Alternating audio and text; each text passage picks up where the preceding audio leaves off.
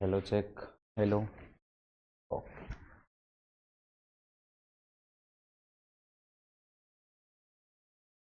तो hello dear students, आपका स्वागत अपने YouTube channel Sushiv science classes में। तो कैसे हैं आप सभी? आई होप कि आप सभी अच्छे होंगे। तो आज हम आप सभी के बीच लेकर आ चुके हैं बायोलॉजी का चैप्टर 1 का जो है जीवों में जनन का वीडियो का पार्ट 2 लेकर आ चुके हैं। जिन्होंने भी वीडियो का पार्ट 1 नहीं देखे हैं, जाकर के डिस्क्रिप्शन में लिंक है, आप उसे देख सकते हैं। तो चलिए हम स्टार्ट करते हैं। आज आपके बीच जो है वीडियो का पार्ट 2 जीवों में जनन, जो कि वीडियो का पार्ट 2 है। एक एक पॉइंट को समझना है, ठीक है? एक एक पॉइंट को समझना है आप सभी को। रेडी है? फिर रेडी है? चलिए, तो यहाँ पे जो आपको जो है हम बताएंगे चैप्टर 2 जो कि जीवों में जनन है, ठीक है? चैप्टर 1 है, ये वीडियो का पार्ट 2 है, ठीक है? क्या है? ये वीडियो का पार्ट 2 है जो कि जीवों में जनन, रिप्रोडक्शन इन ऑर्गेनिज्म के बारे में बताएंगे। एक एक पॉइंट को तोड़ तोड़ के बताएंगे, एक एक पॉइंट को समझना है। तो रेडी हैं आप लोग? सब्सक्राइब करें, अपने दोस्त को भी शेयर करें, उसके बाद लाइक करें, शेयर करें, ठीक है? चलिए स्टार्ट करते हैं हम पॉइंट को। स्टार्ट करते हैं। आप सबके बीच आ चुका है। सबसे पहले आपको एक जरूरी इंफॉर्मेशन देंगे। वो जरूरी इंफॉर्मेशन क्या है, आप एक पॉइंट को यहाँ पे देख सकते हैं, समझ सकते हैं क्या जरूरी आपके लिए है। तो सबसे पहले क्या करना है, जिन्होंने भी सुशिव क्लासेस एप्लीकेशन डाउनलोड नहीं किए हैं और टॉपर 5 बैच ज्वाइन नहीं किए हैं, जल्द से जल्द आप क्या करें, जल्द से जल्द क्या करें आप, ठीक है? जल्द से जल्द क्या करें, सुशिव क्लासेस का एक एप्लीकेशन है, आप प्ले स्टोर पे जाकर के डाउनलोड कर लीजिए, ठीक है? क्या करना है, डाउनलोड कर लेना है और टॉप ऑफ 5 बैच को ज्वाइन करना है, ज्वाइन कर लेना, जहां कि आपकी फिजिक्स, केमिस्ट्री, बायोलॉजी, मैथ हर एक पॉइंट, एक एक पॉइंट आपको दिया जाएगा। और दूसरा चैनल है सुशिव EH क्लासेस, जिसपे कि इंग्लिश और हिंदी का कंप्लीट सिलेबस दिया जाएगा, ठीक है? तो उसमें एप्लीकेशन को ज्वाइन करने के बाद आपको एक एक पॉइंट उसी में दिया जाएगा, ठीक है? और ये जो है व्हाट्सएप नंबर है, जो कि आपको अगर समझ में नहीं आवे, सर का व्हाट्सएप नंबर है, आप इन पे मैसेज करके भी बात कर सकते हैं। ये फेसबुक अकाउंट है सर का, यहाँ भी फॉलो कर सकते हैं।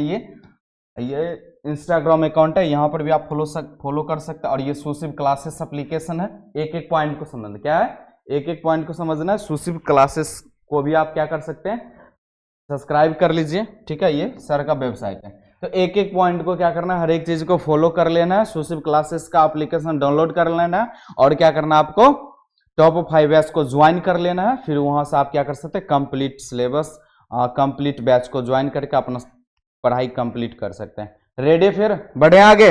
ओके, लाइक मारिए, फटाफट लाइक मारिए, लाइक मारिए, उसके बाद शेयर कीजिए, आप लोग शेयर कीजिए। चलिए, तो स्टार्ट करने से पहले एक छोटा सा मोटिवेशन हो जाए। क्या हो जाए? एक छोटा सा मोटिवेशन हो जाए। क्या बोले थे, जब शौक के लिए समय ना हो, जब शौक के लिए समय ना हो, है ना, समय ना हो तो समझ लेना, ठीक है? जब शौक के लिए समय ना हो तो समझ लेना लाइफ का बेस्ट चैप्टर शुरू हो गया है। जब शौक के लिए समय ना हो तो समझ लेना लाइफ का बेस्ट चैप्टर शुरू हो गया है। ओके, चलिए स्टार्ट करते हैं हम। एक मिनट,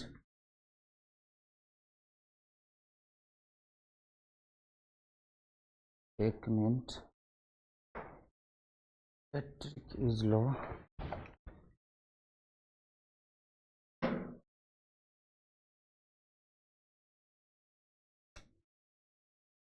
ओके, तो रेडी हैं आप लोग? ठीक, चलिए स्टार्ट करते हैं फिर यहां से। चलिए, सर्वप्रथम हम क्या करेंगे, सबसे पहले ओम श्री गणेशाय नमः, अपने प्रथम पूज्य गणेश जी को प्रणाम करेंगे, उसके बाद माता शारदे इनको प्रणाम करेंगे, उसके बाद हम क्या करेंगे, स्टार्ट करेंगे, ठीक है? तो यहाँ तक आपको हम बताए थे, उस दिन हम यहाँ तक आपको बताए थे, क्या बताए थे, ठीक है? अलैंगिक जनन से प्राप्त संतति या आनुवांशिक रूप से जो संतति प्राप्त होता है, आपस में क्या होते हैं, सब समान होते हैं, ये भी बताए थे। एक पुंजक क्लोन किसको कहते हैं, ये भी बताए थे। अलैंगिक जनन के द्वारा जो जीव उत्पन्न होते हैं उन्हें क्या कहते हैं, एक पुंजक या क्लोन कहते हैं। ओके, चलिए अब इसमें हम क्या बताए थे, 7 पॉइंट बताए थे।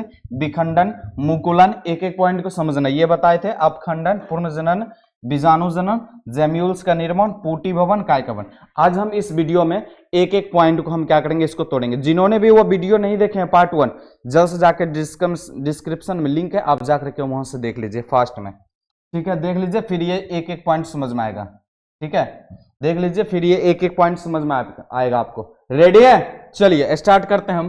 पहला यहाँ पे हम क्या बताते हैं, थोड़ा सा की पॉइंट एक हो जाए तो देखिए क्या होता है। की पॉइंट में आपको जो ऑब्जेक्टिव निकलता है, की पॉइंट से क्या निकलेगा, आपका ऑब्जेक्टिव निकलेगा, जो कि एग्जाम में आता है, ठीक है। एक एक पॉइंट को समझना। देखिए क्या बोले यहाँ पे, जीव है न, एक कोशिकीय जीवों जैसे अमीबा में जनन कोशिका विभाजन या विखंडन, विभाजन मतलब विखंडन द्वारा होता है। तो एक कोशिकीय जीव जो होते हैं, एक कोशिकीय जीव जैसे अमीबा, उसमें जनन कोशिका जो होता है, विभाजन किनके द्वारा होता है, जनन है ना, विभाजन द्वारा होता है। किनके द्वारा होता है, किनके द्वारा होता है, विभाजन द्वारा होता है, जिसको विखंडन कहते हैं। जिसमें जनक जीव पूर्ण रूप से संतति के जीव में क्या होता है, बट जाता है। जनक जीव जो होते हैं वो क्या होते हैं, संतति के रूप में, क्या संतति के रूप में बट जाते हैं। उनके जनक जो होते हैं, पेरेंट्स जो जिसको कहते हैं, जनक मतलब पेरेंट्स, वो क्या होते हैं, संतति मतलब बच्चे के रूप में बट जाते हैं, एक नया रूप ले लेते हैं, ठीक है।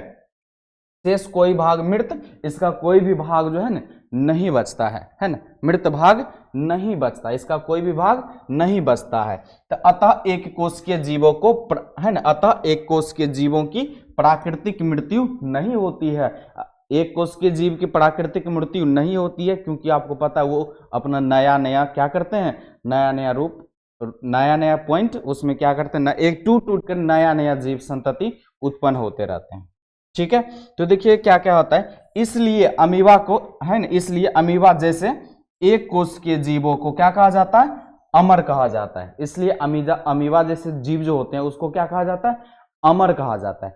तो अब इसमें हम थोड़ा सा आपको बताएंगे, एक कोशिकीय में जो होते हैं, एक कोशिकीय में जो होते हैं, एक कोशिकीय जीव वे जीव हैं जिनका शरीर केवल एक ही कोशिका से बना होता है। यहाँ कुछ उदाहरण, एक कोशिकीय जीव कौन कौन से हैं, इनको बारे में हम बताएं। एक कोशिकीय जीव जो है वो कौन कौन से हैं, ठीक है। तो देखिए ये कोशिकीय जीव क्या है, बैक्टीरिया हो गया, ठीक है, क्या हो गया, बैक्टीरिया हो गया।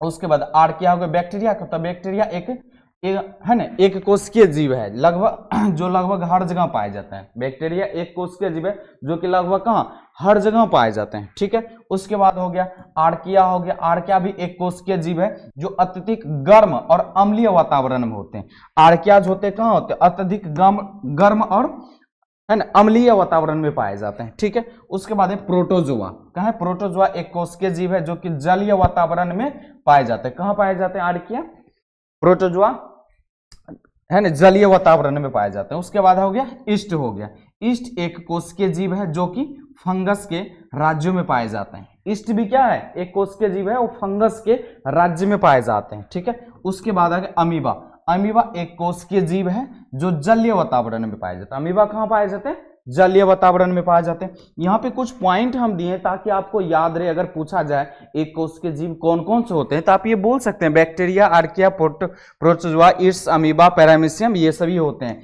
यूग्लिना भी होते हैं, ठीक है। एक एक पॉइंट को समझना, बढ़िया से तोड़ तोड़ के समझना है, ठीक है, एक एक पॉइंट को समझना है। एक कोशिकीय जीव क्या होते हैं, अमीबा होते हैं, जिसका चित्र इस तरीका से होता है, आपको पता है, बीच में क्या होते हैं, केंद्रक होते हैं, ठीक है। चलिए अगला पॉइंट आपको बताते हैं। अब ये तो हम समझ गए, एक कोशिकीय जीव तो समझ गए, अब ये बहुकोशिकीय भी होते हैं।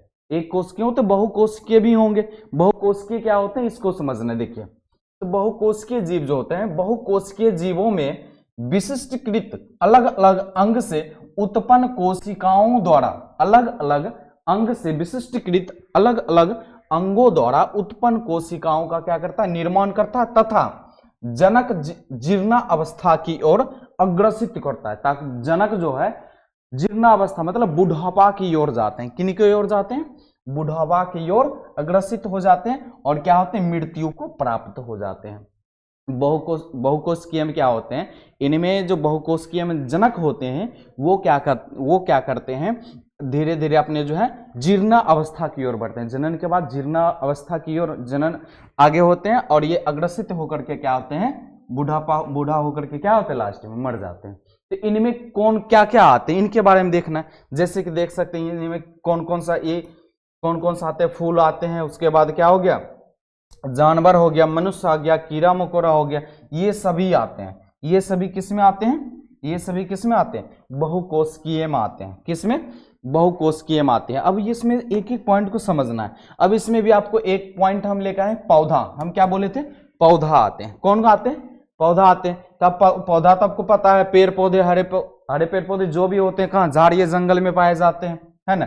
फूल हो गए, क्या बोले थे, फूल भी आते हैं। फूल कहाँ पाए जाते हैं, देख सकते हैं।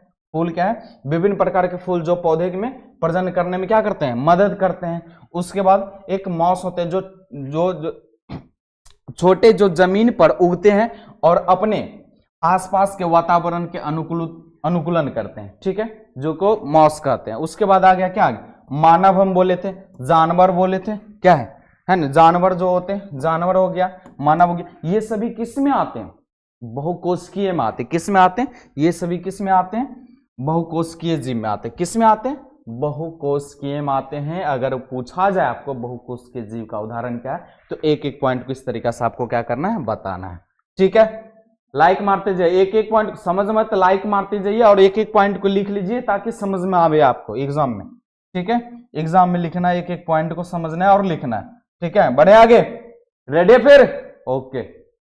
चलिए, पहला क्वेश्चन हम क्या बोले थे, विखंडन उदाहरण दिए थे। क्या थे, विखंडन, जिसको हम कोशिका विभाजन भी कहेंगे। विखंडन बोले थे, कोशिका विभाजन भी कहेंगे, ठीक है। तो देखिए, इसका परिभाषा हम जानेंगे, इनका क्या जानेंगे, परिभाषा। अलैंगिक जनन की वैसी विधि जिसमें एकल जनन है, यहाँ जनक जो है दो या दो से अधिक संततियों में विभाजित होता है। क्या होता है, दो या दो से अधिक संततियों में विभाजन होता है और नए जीवों का निर्माण होता है। क्या कहलाता है, विखंडन कहलाता है, ठीक है। दो या दो से अधिक संततियों में विभाजन होता है, क्या कहलाता है, विखंडन कहलाता है। तो यहाँ पर देखिए, विखंडन कितने प्रकार के होते हैं, how many types of fusion. तो विखंडन कितने प्रकार के होते हैं, इनके बारे में भी जानना है। अभी दो प्रकार के होते हैं। कितने प्रकार के होते हैं, दो प्रकार के होते हैं, ठीक है। तो पहला ए पॉइंट में लिखना है द्विविखंडन, बाइनरी फ्यूजन, ठीक है। उसके बाद आता है बहुविखंडन। क्या आता है, दूसरा में क्या हो जाता है, बहुविखंडन, ठीक है। एक एक पॉइंट को समझना, जिसको कि मल्टीपल फ्यूजन कहते हैं, ओके। अब हम जानेंगे, नोट में कुछ पॉइंट को समझना है। नोट में जो जो पॉइंट आपको हम देंगे, समझ लीजिए कि वो इंपॉर्टेंट है। इंपॉर्टेंट मतलब ऑब्जेक्टिव के लिए इंपॉर्टेंट है, वहां से ऑब्जेक्टिव आपका कुछ ना कुछ बनेगा। देखिए क्या है, कोशिका विभाजन होता है दो चरणों में होने वाली, है ना, दो चरणों में होने वाली प्रक्रिया है। कोशिका विभाजन दो चरणों में होने वाली क्या है, प्रक्रिया है, ठीक है। जिसमें पहले केंद्रक का विभाजन होता है। पहले किसका होता है, केंद्रक का विभाजन होता है। जैसे कि अमीबा है, इसमें जो केंद्रक होते हैं, ठीक है। उसके बाद क्या होता है, दर्भ होते हैं। तो सबसे पहले क्या होगा, केंद्रक का विभाजन होता है, केंद्रक अलग होना स्टार्ट हो जाता है। उसके बाद जो है, बाद में क्या होता है, कोशिका दर्भ विभाजन होता है। फिर बाद में क्या होता है, कोशिका दर्भ विभाजन होता है। उसके बाद क्या होता है, फिर एक नया अमीबा बन के तैयार हो जाता है। तो एक एक पॉइंट को समझना है यहाँ पे, ठीक है। एक एक पॉइंट को समझना है, लिखना है, लिख लिए, रेडी है। चलिए, लाइक मारते जाइए आप लोग, लाइक मारते जाइए। लाइक नहीं मारते मजा आना। तो क्या बोले थे हम, क्या बोले थे, बायोलॉजी के एकदम लॉलीपॉप के तरीका से पढ़ना, ताकि एक एक पॉइंट इसमें समझ में आवे। रेडी है, बढ़े आगे, ओके। चलिए आगे बताते हैं आपको, फिर आगे बताते हैं, द्विखंडन के बारे में जानेंगे। द्विखंडन क्या है, इनके बारे में जानेंगे, ठीक है। तो द्विखंडन क्या होता है, देखिए, इस प्रकार के जनन में जनक कोशिका दो समान भागों में क्या होते हैं, विभाजित हो जाते हैं। द्विखंडन में क्या होते हैं, इस प्रकार के जनन में क्या होता है, जनक कोशिका जो होते हैं, जनक दो समान भागों में क्या होते हैं, बट जाते हैं। इसी कारण इसे क्या कहते हैं, द्विखंडन कहते हैं। इसी कारण इसे क्या कहते हैं, द्विखंडन कहते हैं। जैसे में देख सकते हैं अमीबा, जैसे में क्या हो गया, अमीबा, ये दो भागों में क्या हो गए, बट गए हैं। उसके बाद क्या आ गया, पैरामीशियम। पैरामीशियम को भी देख सकते हैं कि दो समान भागों में क्या हो गए, बट गए। युगलिना और प्रोटिस्टा, दो की देख सकते हैं किस प्रकार से क्या होता है। हम पहले भी बोले थे आपको, पहले केंद्रक क्या होते हैं, केंद्रक अलग होते हैं, फिर बाद में दर्भ कोशिका जो होते हैं वो अलग हो जाते हैं। यहाँ इस चित्र के अनुसार भी समझ सकते हैं। एक पॉइंट, एक एक पॉइंट को समझना है, एक एक पॉइंट को समझना है। द्विखंडन समझ में आ गया, एक एक एक पॉइंट को समझना है ताकि आप लोग को एग्जाम में कोई दिक्कत ना हो। ठीक है, चलिए आगे बढ़ते हैं फिर रेडी हैं? लाइक मारते जाइए आप लोग फटाफट। देखिए क्या देखना है, उसके बाद देखना है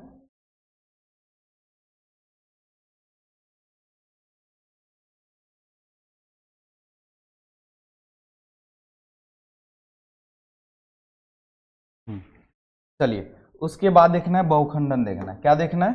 बहुखंडन के बारे में। ठीक है, तो इसमें क्या होता है, इसमें समझिए इस प्रकार के विभाजन में क्या होते हैं, क्या द्विखंडन बताए, द्विखंडन में दो खंड। अब बहुखंडन में आपको इससे अंदाजा लगा लीजिए क्या होता है। जनक कोशिका अनेक जीवों में विभाजित हो जाता है। जनक कोशिका जो होते हैं अनेक जीवों में क्या होते हैं, विभाजित हो जाते हैं। जैसे प्लाज्मोडियम को देख सकते हैं कि किस प्रकार से ये विभाजित हो चुका अनेक भागों में, है ना। प्लाज्मोडियम परजीवी, मलेरिया परजीवी किस प्रकार से अनेक भागों में क्या हो जाते हैं, ये बट जाते हैं, टूट के अलग हो जाते थे। जो भी हम क्या बोले थे, जो भी स्टार पॉइंट लगाए उसमें क्या होता है, इंपॉर्टेंट होता है, ये ऑब्जेक्टिव निकलता है जो कि आपके एग्जाम में आ सके। देखिए मलेरिया परजीवी मानव में जो है ना, मलेरिया परजीवी मानव में अलैंगिक जनन बहुखंडन द्वारा जनन करता है। मानव में क्या होता है, मानव में है ना, मलेरिया परजीवी जो है मानव में अलैंगिक जनन बहुखंडन द्वारा क्या करता है, जनन करता है। एक एक पॉइंट को समझना है, क्या करता है, जनन करता है। ठीक है, रेडी है, फिर बढ़े आगे। चलिए तो नेक्स्ट क्वेश्चन आपके बीच आ चुका है 2 नंबर, मुकुलन के बारे में समझना है। मुकुलन इंपॉर्टेंट है, थोड़ा स्टार पॉइंट लगा लीजिए कि 2 नंबर में अगर पूछ दे तो उसको डन कर देना है। ओके चलिए मुकुलन के बारे में समझते हैं, जिसका इंग्लिश क्या होता है, बडिंग। अगर पूछ दे बडिंग क्या है तो मुकुलन का परिभाषा देना। ठीक है, तो इसमें क्या आता है, अलैंगिक जनन की वैसी विधि, अलैंगिक जनन की वैसी विधि जिसमें जीव असमान विभाजन से कलिका का निर्माण होता है। क्या करता है, कलिका का निर्माण करता है तथा यह कलिका पैतृक जीव से पोषण प्राप्त कर, पैतृक मतलब भी माता या पिता, ठीक है, प्राप्त कर वृद्धि करता है और बड़ा होने के बाद क्या होता है, बड़ा होने पर पैतृक जीव से क्या हो जाते हैं, अलग होकर नए जीव का निर्माण करते हैं। तो मुकुलन में क्या होता है, ठीक है, एक एक पॉइंट को समझना है, फिर हम इसको समझाएंगे मुकुलन में क्या होता है। तो उसे ही क्या कहते हैं, मुकुलन कहते हैं। तो इस प्रकार की जनन निम्न श्रेणी की जंतुओं में होते हैं, निम्न श्रेणी की जीवों में होते हैं। किन में होते हैं, जीवों में। देखिए हाइड्रा में होते हैं, ईस्ट में होते हैं, हाइड्रा में ईस्ट में होते हैं। एक एक पॉइंट को समझना, यहाँ पर हम बताएंगे कि किसमें होते हैं। ठीक है, तो इसका मतलब क्या हो, मुकुलन में क्या होता है, अलैंगिक जनन की वैसी विधि जिसमें जीव में असमान विभाजन से मतलब कहीं से भी, ठीक है, पॉइंट को समझना, कहीं से भी एक क्या होता है, कलिका का निर्माण होता है। पैतृक जो होते हैं माता या पिता, जिसमें कि एक क्या होते हैं, कहीं से भी एक कलिका का निर्माण होता है। किसमें, एक कलिका का निर्माण होता है। यहाँ पर भी देख सकते हैं, थोड़ा सा यहाँ पे एक कलिका का निर्माण हुआ, यहाँ पर देख सकते हैं। फिर वो क्या करते हैं, अपने पैतृक से, अपने पैतृक मतलब अपने माता या पिता, ठीक है, उनसे क्या करते हैं, भोजन ग्रहण करते हैं। भोजन ग्रहण करने के बाद क्या होता है, भोजन ग्रहण करने के बाद क्या होता है, वो एक नया रूप ले लेता है, उससे अलग होकर के एक नया कलिका का निर्माण करता है, एक नया संतति का निर्माण करता है, जिसे हम क्या कहते हैं, मुकुलन कहते हैं। जिससे क्या कहते हैं, मुकुलन कहते हैं। मुकुलन किस में होता है, हाइड्रा ईस्ट कवक में होते हैं, जो कि ये चित्र आपको बनाना वहां पे। मुकुलन के बाद ये चित्र बना दीजिएगा तो आपको फुल में फुल नंबर मिलेगा। रेडी है, लाइक मारिए, समझ लो, लाइक मारिए। रेडी है, फिर चलिए आगे बढ़ते हैं। फिर नेक्स्ट क्वेश्चन आपके बीच आ चुका है, ठीक है, नेक्स्ट क्वेश्चन आपके बीच आ चुका है। एक एक पॉइंट को समझना है, एक एक पॉइंट को समझना है। अब मुकुलन कितने प्रकार के होते हैं, how many types of budding, how many types of budding, मुकुलन कितने प्रकार के होते हैं। तो देखिए मुकुलन के कितने प्रकार होते हैं, 2 प्रकार होते हैं। कितने होते हैं, 2 प्रकार, अंतरजात मुकुलन, उसके बाद वह जात मुकुलन। एक एक पॉइंट को समझना है, एक एक पॉइंट को अंदर जा करके पढ़ना है, ठीक है। तो कितने प्रकार के होते हैं, 2 प्रकार के। अंतरजात मुकुलन क्या देखेंगे, देखिए जब जीव के शरीर में मुकुलन आंतरिक भाग में बनता है, जब जीव के शरीर में मुकुलन आंतरिक भाग में बनता है, कहां पे बनता है, आंतरिक भाग में बनता है तो उसे ही क्या कहते हैं, अंतःजात मुकुलन कहते हैं, जो कि देख सकते हैं अंदर की ओर हो रहा है। ठीक है, ये बन करके क्या हो गए, अलग हो गए, क्या हो गए, अलग हो गए। जैसे में हम दे सकते हैं क्या, एस्पंजला। तो अब यहाँ पे एक स्टार पॉइंट जो दिए हैं आपको, यहाँ पे स्टार पॉइंट जो दिए हैं, इसमें ये भी आगे आपको बताएंगे, बढ़िया से बताएंगे। एक एक पॉइंट यहाँ पे देखिए, एस्पंजला के मुकुलन कोशिका का को जो है ना, एस्पंजला के मुकुलन कोशिका को क्या कहते हैं, जेम्यूल्स कहते हैं। एस्पंजला के है ना, एस्पंजला के मुकुलन कोशिका को जेम्यूल्स कहते हैं।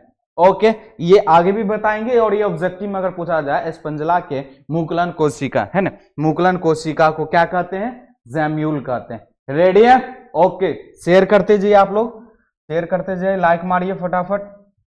चलिए अगला पॉइंट हम देखते हैं, क्या दो प्रकार के होते थे, दूसरा क्या, बहिर्जात मुकुलन, जब जीव के शरीर में मुकुलन बाहरी भाग में हो, किसमें हो, जब जीव के है ना, जब जीव के शरीर के मुकुलन कहाँ, बाहरी वाले भाग में हो, बाहरी वाले भाग में। तो कहां पे हो रहे हैं, देख रहे हैं कहां पे हो रहा है मुकुलन, कहां हो रहा है, बाहरी भाग में हो, तो उसे ही क्या कहते हैं, बहिर्जात मुकुलन कहते हैं। क्या कहते हैं, बहिर्जात मुकुलन कहते हैं, जो कि देख सकते हैं टूट करके एक नया जीव का निर्माण ले लिया। ठीक है, एक एक पॉइंट को समझना है।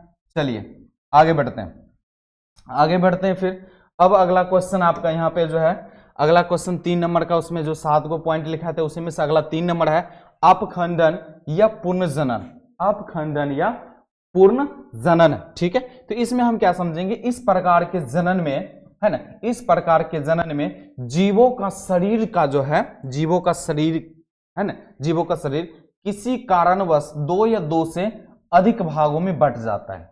तो इसमें क्या होता है, ये आपको जो लिखा है अपखंडन या पूर्ण जनन, इस प्रकार के जनन में जो है ना, जीवों का शरीर जो होता है किसी कारणवश क्या होता है, 2 भागों में टूट जाता है, या अगर मारते हैं तो अलग हो जाता है, कुछ भी करते हैं तो अलग हो जाता है, टूटकर किसी कारणवश क्या होता है, अलग हो जाता है ना, अलग हो जाता है, बढ़ जाता है, तथा प्रत्येक भाग अपने खोए हुए भागों को विकसित कर एक नया जीव बना लेता है, एक नया जीव का रूप दे देता है। तो यहाँ पे देख सकते हैं कि जैसे कि क्या है, यहाँ पे जो है, यहाँ पे समझते हैं इस में क्या होता है, इसमें उसको क्या करते हैं, बहुत खंड में बांट दिए हैं, लेकिन क्या होगा, ये प्रत्येक खंड एक नया क्या कर रहा है, ये प्रत्येक खंड एक नया रूप ले रहा है, विकसित होकर के एक नया संतति उत्पन्न हो जाता है खुद ब खुद उसमें। अब यहाँ पे देखिए, उसी को क्या बोलते हैं, यहाँ पे देखिए अपखंडन, ये जो पुनः उत्पन्न जो हो जाते हैं, टूटकर बट करके अलग है, लेकिन पुनः एक फिर जीव बन जाते हैं,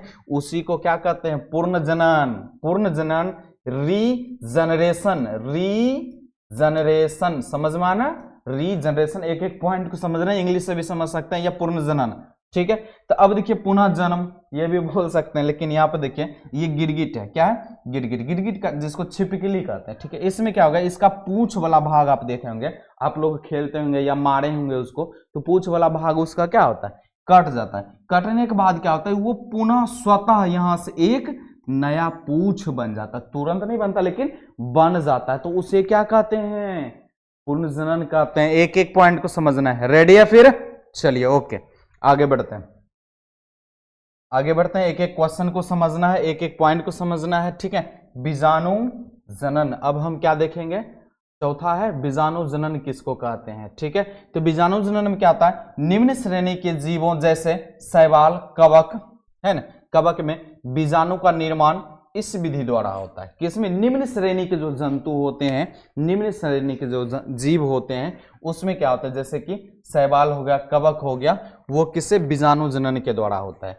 तो अब बीजाणु क्या, इनके बारे में थोड़ा जान लेते हैं। तो देखिए, एक कोशिकीय, एक केंद्रीय गोलाकार रचना जो प्रायः शैवाल है, शैवाल एवं कवकों में पाई जाती है, उसे ही क्या कहलाता है, उसे ही क्या कहते हैं, बीजाणु कहते हैं। क्या, तो देखिए एक केंद्रीय एक गोलाकार रचना जो किस में पाया जाता है, शैवाल में पाए जाते हैं, शैवाल एवं कवकों में पाए जाते हैं, उसे ही क्या कहते हैं, बीजाणु कहते हैं। तो बीजाणु के कितने प्रकार होते हैं, इनके बारे में जानना है। तो बीजाणु के जो होते हैं 2 प्रकार होते हैं, अलैंगिक चल बीजाणु, ठीक है, उसके बाद है अचल बीजाणु। कितने होते हैं? 2 प्रकार, अलैंगिक चल बीजाणु, उसके बाद अचल बीजाणु होते हैं। ठीक है, रेडी है, क्लियर है? चलिए आगे बढ़ते हैं। फिर अगला क्वेश्चन यहाँ पे देख सकते हैं। क्वेश्चन यहाँ पे अगला की पॉइंट आपको हम बोले थे, क्या बताए थे? जो भी की पॉइंट आपको हम बोलेंगे वो आपके एग्जाम की दृष्टि से इंपॉर्टेंट है, ऑब्जेक्टिव के लिए इंपॉर्टेंट है। की पॉइंट ऑब्जेक्टिव में आपको बहुत हेल्प करेगा। ठीक है, देखिए पेनिसिलियम जो है, पेनिसिलियम कवक में बनने वाली है न, कवक में बनने वाली अलैंगिक जनन है न संरचना कोनिडिया कहलाती है। कवक में जो है पेनिसिलियन कवक में बनने वाली अलैंगिक संरचना, अलैंगिक जनन जो है संरचना, वो क्या कहलाती है? कोनिडिया कहलाती है। ठीक है, उसके बाद कोनिडिया का निर्माण बहिर्जात में होता है। कहाँ, किस में होता है? बहिर्जात। आपको पढ़ा है ना, उसी में होता है, समझ में आया ना?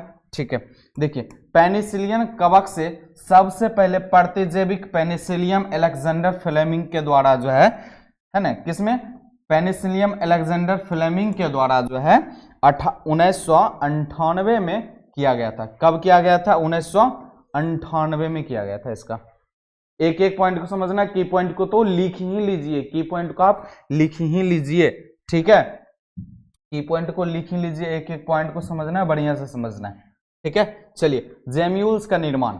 अब हम क्या पढ़ेंगे? 5वां, जेम्यूल्स का निर्माण। तो इसमें क्या होता है, देखिए है ना, इसमें क्या होता है? स्पंज में पाए जाने वाली अलैंगिक जनन संरचना को क्या कहते हैं? जेम्यूल्स कहते हैं।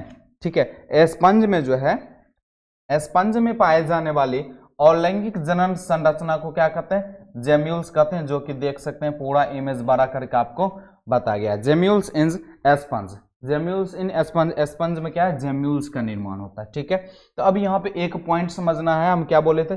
जहां पर की पॉइंट हम बोले, जहां पर हम क्या बोले, जहां पर हम की पॉइंट बोलेंगे वहां पे समझ जाइएगा कि इंपॉर्टेंट है। देखिए जेम्यूल्स अंतःजात मुकुलन का उदाहरण है। हम क्या बोले थे? अंतःजात में जेम्यूल्स होता है ना, तो उन्हीं का उदाहरण है। जेम्यूल्स किनका है? जेम्यूल्स अंतःजात मुकुलन का क्या है? उदाहरण है। जेम्यूल्स अंतःजात मुकुलन का उदाहरण है। एक एक पॉइंट को सेट करना। रेडी है? बढ़े आगे, चलिए क्लियर हुआ? ऐसा ही क्लियर होना चाहिए। आप लोग इतना बढ़िया से पढ़ रहे हैं, कॉपी पेन के साथ बैठ करके एकदम देखिए, देखने से कुछ नहीं होगा, लिखिए उसको, समझिए, लिखना है, लिख लिख करके तैयारी कीजिए, एक एक पॉइंट समझ में आएगा। चलिए आपका 6ठा पॉइंट आ गया पूटी भवन। क्या आ गया? पूटी भवन। ठीक है, तो देखिए क्या करता है? प्रतिकूल परिस्थितियों में अमीबा अपने कूटपादों को संकुचित कर गोलाकार होकर अपने चारों ओर त्रिस्तरीय आवरण को बना लेता है। क्या बना लेता है? त्रिस्तरीय आवरण बना लेता है। इस संरचना को पूटी या शिष्ट कहते हैं। क्या कहते हैं? पूटी या शिष्ट कहते हैं। तो देखिए प्रतिकूल परिस्थिति में अमीबा जो होते हैं, कूटपाद, अमीबा जो होते हैं, अमीबा भोजन किनके द्वारा करते हैं? कूटपादों के द्वारा करते हैं। तो इसमें क्या होता है? कूटपादों को संकुचित कर गोलाकार बनाते हैं। वो जो विपरीत परिस्थिति, जब उनको भोजन नहीं मिलने वाले, तो वो क्या करते हैं? सभी को क्या करते हैं? अपने योर क्या कर लेते हैं? चारों तरफ क्या बना लेते हैं? गोलाकार संरचना बना लेते हैं, है ना? गोलाकार क्या बोलते हैं? अपने चारों तरफ त्रिस्तरीय आवरण बना लेते हैं।